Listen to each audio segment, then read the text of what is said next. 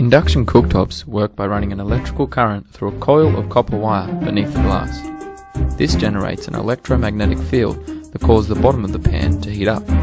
Unlike traditional cooking, where the area beneath the pan transfers heat, induction cooking works by heating the pan directly.